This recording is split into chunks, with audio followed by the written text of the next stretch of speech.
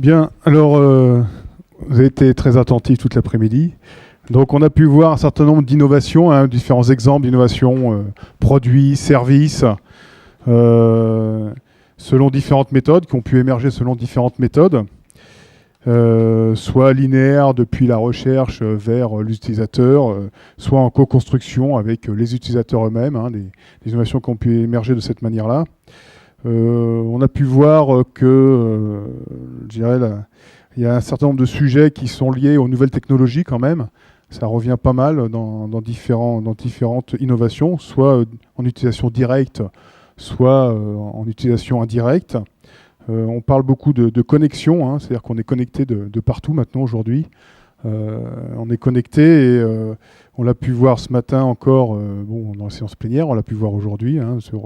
On a beaucoup de systèmes qui ont été présentés par les étudiants et les jeunes étudiants d'AgroCampus, beaucoup de systèmes qui font appel à la connexion. Et c'est d'ailleurs un des thèmes majeurs du CES Consumer Electronics Show de Las Vegas qui se tient actuellement. Et je vois qu'on est en plein dedans aussi ici, donc on peut faire un parallèle avec toute proportion gardée, mais bon, qui concerne, donc c'est un salon de l'innovation dédié à l'électronique, donc à Las Vegas, et qui montre vraiment effectivement que la connexion est partout. Alors, donc, nous on a la charge maintenant de vous retourner une question.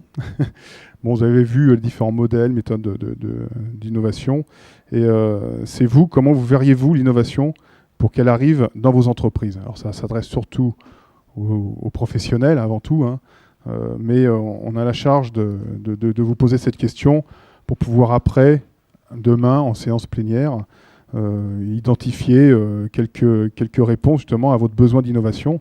Et du coup, on a besoin de s'alimenter un petit peu. Et on a donc cette question, c'est comment verriez-vous l'innovation pour qu'elle arrive dans vos entreprises? Je ne sais pas si Laurent, tu souhaites compléter la question ou si tu l'as bien compris comme moi. À la limite, les observateurs aussi que l'on a aussi dans la session peuvent nous épauler sur ce questionnement. Donc, comment vous, au niveau de vos entreprises, vous verriez l'innovation pour qu'elle puisse être utilisée dans vos entreprises? Exercice difficile. Allez, qui se lance?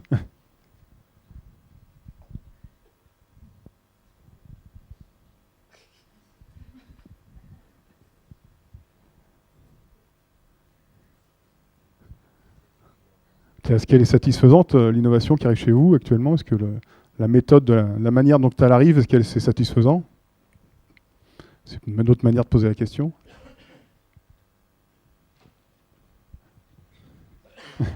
Merci Dominique. Il y a un exemple qui me vient, alors c'est une réponse très très partielle. On est régulièrement sollicité par des commerciaux qui passent, alors ça c'est pas des innovations en robotique ou en choses comme ça, mais qui nous proposent des poudres de perlimpinpin diverses qui sont supposées être des régénérants, des biostimulants, des choses comme ça. Ils emploient beaucoup de mots de ce style-là. Ça rappelle un peu tout le vocabulaire ésotérique auquel on a droit dans le domaine médical, où il y a là aussi, on stimule les défenses naturelles, l'énergie, les énergisants, tout ça. Donc, devant des choses comme ça, moi, j'ai certainement la chance d'avoir un petit bagage scientifique, quoique ancien, je te le concède, mais quand même qui me permet de faire le tri un petit peu. Mais au bout d'un moment, on se dit, peut-être que quand même, il y a quelque chose qui existe et que je ne le sais pas. Et alors, comment faire pour savoir si c'est du blabla ou si c'est du vrai?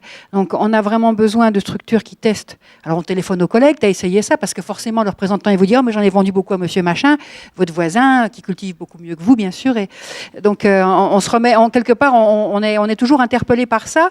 Et moi, chaque fois, je leur dis, mais vous avez fait tester au GIE Fleurs et Plantes du Sud-Ouest? Parce que c'est eux qui peuvent assurer la... Et là, de suite, ils sont très, très suspicieux et méfiants, certains.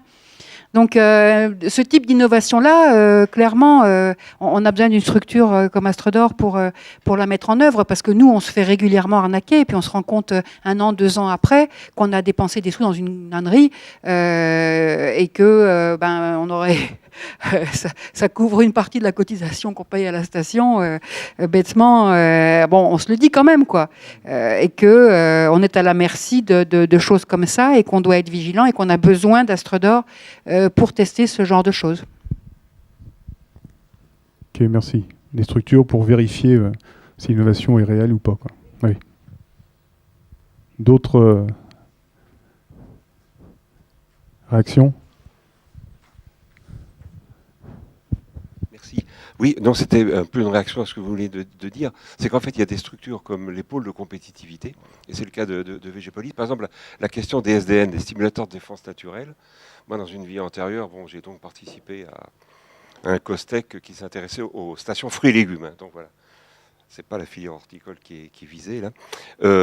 Non, et là, en fait, bon, il n'est pas question de viser qui que ce soit, mais c'est vrai que avec mes collègues, quand on avait fait le tour des stations, on s'était aperçu que dans un certain nombre d'entre elles, les gens s'épuisaient à faire des manips avec les SDN, simplement parce que, bon, ils cherchaient des solutions alternatives, que bien sûr, il y avait la pression des firmes hein, qui arrivaient en disant, voilà, de toute façon, les SDN, il y en a 50 000. Et le problème, c'est qu'effectivement, je dis, les gens s'épuisaient parce que, bon, ce qu'il faut voir, c'est que les SDN, de toute façon, ça a un effet, bon, j'y reviendrai après, hein, mais ce sont des produits à effet partiel. Donc tout ça doit être resitué dans l'ensemble de l'itinéraire technique et faire du SDN, je dirais, toute chose par ailleurs, généralement, c'est un peu voué à l'échec. Donc on avait fait remonter avec les collègues cette question-là, en disant, voilà, SDN, il y a quelque chose, il y a des équipes de recherche qui travaillent dessus, en particulier à Angers, hein, il y a en pathologie végétale, il y a des recherches de longue date sur les SDN, il y en a à Dijon, il y en a, enfin, il y a quelques sites. Donc essayons de mettre ensemble les chercheurs, les expérimentateurs, et puis pourquoi pas les firmes concernées. Et ça, c'est un peu VGPolis qui a servi à structurer, à mettre ensemble tout ce petit monde-là. Et donc maintenant, on va vers une plateforme qui va donner aux expérimentateurs, je dirais, d'abord qui va permettre de décanter un peu parmi la multitude de SDN, quels sont ceux qui sont vraiment intéressants et les autres qui le sont moins, et puis donner des espèces de guides aux expérimentateurs, dire voilà, en gros, comment il faudrait s'y prendre pour faire une expérimentation qui soit vraiment rigoureuse, innovante, là aussi, sur ces produits-là. Bon, oui, alors moi je vais intervenir aussi sur les SDN, sachant qu'effectivement, les stations s'épuisent un petit peu à tester ça. Hein. Je ne veux pas ouvrir la polémique, à la limite, c'est polémique ce que je veux dire. C'est parce que tout simplement, on a voulu fédérer justement les stations sur un projet national avec l'INRA, Dijon, d'autres partenaires, hein, qui n'étaient pas INRA d'Angers, il n'y avait pas l'INRA d'Angers. Et le projet a été refusé par le COS de l'ACTA, qui était présidé par Guy Ribat. Donc qui, sur le prétexte de fait que ça ne servait à rien pour l'instant, c'était fait encore de la recherche fondamentale, etc. Et 3 ans après, il y a la puce, effectivement, ASDN, à tester les SDN, qui est sorti à l'INRA d'Angers, avec, c'était même pas sous financement pôle de compétitivité, d'ailleurs, c'est sorti à l'INRA d'Angers. Donc bon, mais je ferme la parenthèse pour bien remettre certains cadres, effectivement, et on rencontre des difficultés parfois à créer l'innovation, et il y a d'autres freins aussi qui peuvent s'opposer, et de concurrence, hein. On peut être en concurrence, ce qui est dommage. À la limite, on nous aurait indiqué le chemin, on nous aurait dit, bon, il y a telle personne qui est en train de travailler dessus, mettez-vous avec lui, ça peut être intéressant de développer effectivement ces outils-là, y compris sur des plantes ornementales, ou en tout cas pour les plantes ornementales. Et du coup, bon, Oscar, très court, je sais que tu vas réagir sur le même sujet, ouais. Mais très court aussi, c'est vrai que c'est pas la question. Je pense que Dominique, elle a bien expliqué un petit peu comment ça peut marcher avec Astrédor, donc avec les SDN, c'est comment marcher comme ça. Hein. Il y a des producteurs qui nous ont demandé, écoute, on est envahi par des biostimulants et compagnie, donc est-ce que vous pouvez faire quelque chose? Donc on a commencé en travaillant avec le laboratoire Vegenov, on a fait un tri d'une soixantaine de biostimulants. Et finalement, on a trouvé 2 biostimulants avec une forte protection contre certaines maladies dans les cultures. Par exemple, on a trouvé une SDN qui est fortement efficace contre la rouille blanche du chrysanthème. Et depuis maintenant 1 an et demi, le produit est sur le marché pour l'horticulture ornementale. Ce qui est très intéressant avec les SDP, c'est qu'on a des échecs, beaucoup d'échecs, surtout dans la culture en extérieur. Tandis que sous serre, on maîtrise beaucoup mieux déjà les facteurs. Et donc là, les efficacités peuvent aller au-delà de 90%. Nous, on était très étonnés par ça.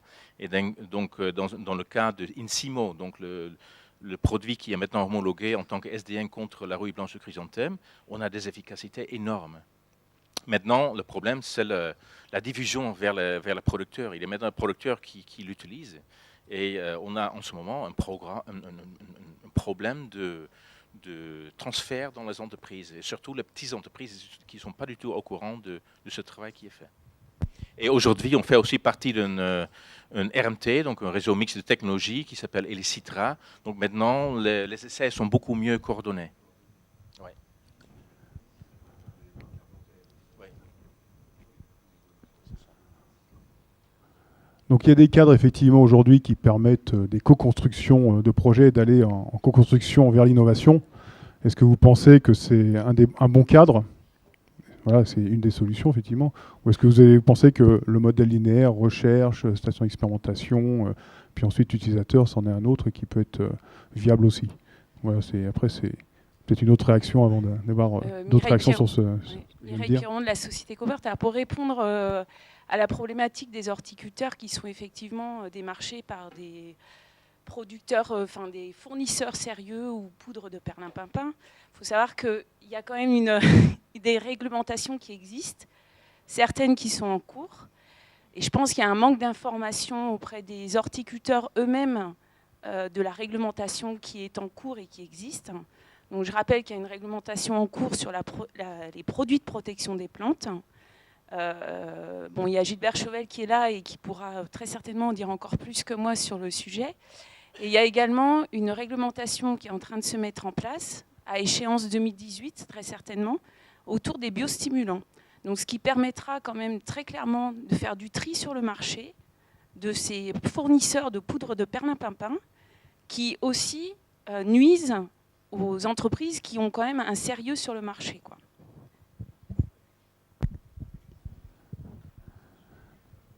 Donc, je vais reposer la question peut-être un peu différemment. Pour ou contre la co-construction de l'innovation? Est-ce que vous êtes prêt à vous investir dans la construction de l'innovation, vous, entrepreneurs, entreprises horticoles, pépinières, paysages?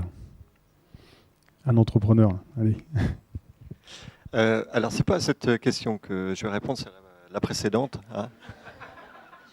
C'est pas grave, je suis tenace, je la reposerai une 4e fois. Avec du retard. Mais c'est sur la partie innovation. Alors, sur la partie innovation, je crois qu'il faut faire différents distinguos. Hein. Il y a l'innovation dans les entreprises, qui sont du domaine des entreprises. Il y a l'innovation que l'on peut faire à plusieurs entreprises. C'est le cas du pôle qui a été évoqué, hein, où il y a quand même des solutions qui sont tout à fait intéressantes et qui permettent de mutualiser sur un projet un certain nombre de moyens et d'avoir des appuis avec des aides qui sont significatifs. Et il y a la partie expérimentation, qui est plusieurs ressort de la Schrader jusqu'à maintenant, où l'expérimentation, et c'est l'expérimentation par rapport à des techniques qui proviennent soit de nouveaux produits, soit de nouvelles façons de voir les choses, mais qui sont plutôt de l'application, alors que la recherche elle-même est plutôt faite en amont, avec soit à travers des entreprises, soit à travers des instituts, enfin des organes de recherche, hein, qui soient sous forme d'UMR ou autre. Donc on est bien sur des compartiments qui sont relativement différents et on englobe tout ça sous le mot innovation, mais en fait, jusqu'à maintenant, dans la partie Schrader, on ne regarde pratiquement que la partie expérimentation. Oui, enfin, sachant que l'expérimentation, on en fait aussi en recherche fondamentale, c'est un mot pour couvrir en fait l'évaluation de quelque chose. Disons qu'au niveau Schrader, on fait de l'innovation générique peut-être. C'est peut-être ça qu'il faut, peut-être plutôt collective, générique, effectivement. Tout à fait. Oui. Et après, il y a d'autres cadres, effectivement, pour permettre aux entreprises vraiment de faire de l'innovation privée, collaborative, à plusieurs, ou tout seul, effectivement, et de manière privée. D'autres réactions? Au fond. Isabelle Vandernoot, et puis après, je reviendrai sur notre observateur. Oui, je pense qu'au niveau innovation, il y a beaucoup de choses à faire avec tout ce qu'on a vu, nanotechnologie et choses comme ça. Notamment, ce n'est pas des choses qu'on travaille dans les essais, ça c'est vrai. Avec tout ce qui va pouvoir réduire tout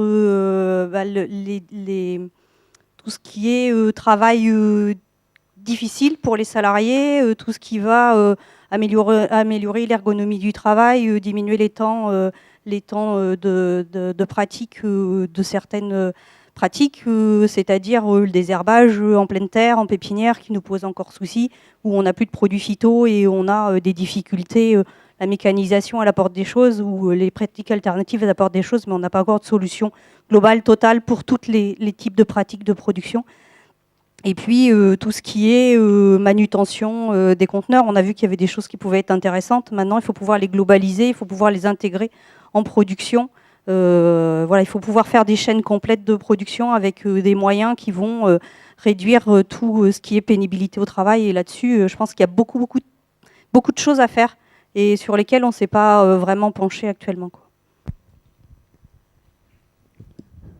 J'avais juste une petite question sur le transfert de l'innovation en entreprise.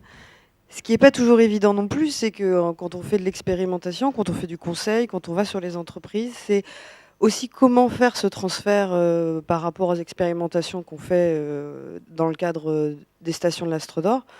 Bon, j'ai la chance d'être à la fois expérimentatrice et conseillère, donc ça me permet de le faire dans mon travail de conseiller, mais c'est vrai que sur un certain nombre d'essais qu'on fait, on ne sait pas forcément quand même toujours quel est le canal le plus facile pour toucher le producteur et que lui soit informé ou soit au courant de tout ce qu'on a pu tester et qu'est-ce qui, lui, peut le toucher spécifiquement sur ces entreprises. Et ces questions de transfert sur entreprise sont quand même particulièrement à l'ordre du jour aussi.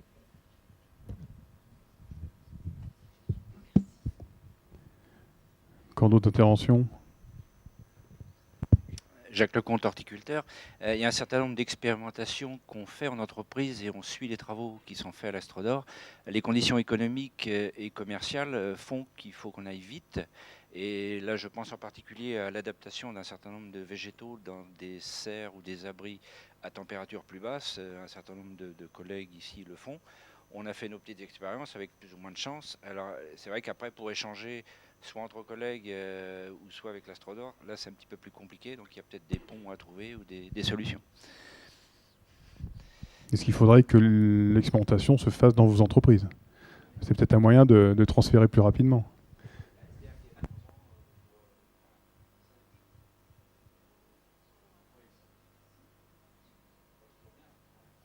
Bernard, vous voulez intervenir?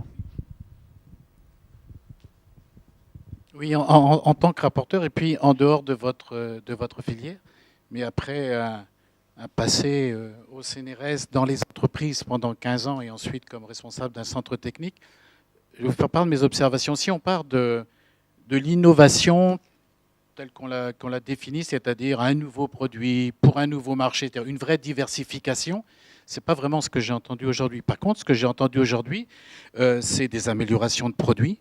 C'est des choses qui m'ont paru très intéressantes dans tout ce qui est, à partir du centre technique, la filière aval, avec les réseaux, avec même beaucoup d'innovations, notamment sur quelque chose qui est important, c'est la communication, c'est la valorisation, l'expérimentation.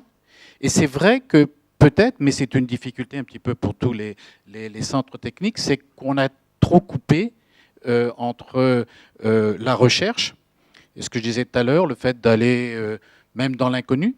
Moi, j'ai souvent dit, dans des exposés, que si j'avais dû faire ce qu'on avait fait avec Archimex, on avait dû le faire dans le milieu agro-agri, on ne l'aurait jamais réussi. La chance qu'on avait, c'est d'avoir la pharmacie et la cosmétique. Ça veut donc dire qu'il faut des moyens. Il faut des moyens, il faut des grands domaines de liberté. L'innovation, elle n'est pas toujours, comme on l'a vu tout à l'heure, hein, c'est-à-dire très technique, très originale, elle est souvent plus banale, mais avec des conclusions qui sont importantes. Aujourd'hui, il y a par exemple plein de choses nouvelles qu'on voit sur les paillis. C'est peut-être pas génial, ça allait passer sur les paillis actifs et toutes sortes de choses, mais il y a de grandes applications pour la grille. Et puis, il y a, je vous dis, toutes ces liaisons avec d'autres métiers par rapport au bâtiment, à la construction, à l'énergie, production d'énergie, avoir des plantes qui vont améliorer l'atmosphère, etc., etc. Donc, en fin de compte, c'est quand même des réseaux où on voit, ce qui n'est pas toujours le cas, une symbiose entre les besoins des industriels, des vrais réseaux qui marchent. On peut dire quand même qu'au niveau innovation, dans les outils, hein, on a vu des outils avec iPad, avec iPhone, on a vu des transferts, je pense que ça se passe bien. Par contre, peut-être que ce qui est à créer, c'est plus la partie, la structure, l'interface pour l'innovation, en fin de compte, et non pas pour simplement, à cause de la pression du marché, des clients, et ce qui est bien logique, passer son temps à répondre à un besoin immédiat, quoi. D'autant plus que, bon, vous avez non seulement le marché, mais vous avez aussi la réglementation qui vous impose beaucoup de choses, et pour aujourd'hui, pas pour demain. Hein. Donc c'est un petit peu l'observation que moi j'ai pu faire aujourd'hui, mais je vous dis, je ne connais pas toutes les finesses de vos métiers. Néanmoins, mon père était horticulteur, donc j'ai aussi passé ma jeunesse à trimballer des chrysanthèmes, donc j'avais une petite idée. On va être obligé d'arrêter, c'est 19h et on devait arrêter à 18h30, je suis désolé. Bien, merci. Merci à vous. Maintenant, pour ceux qui restent encore, il y a un apéritif normalement. Voilà, merci.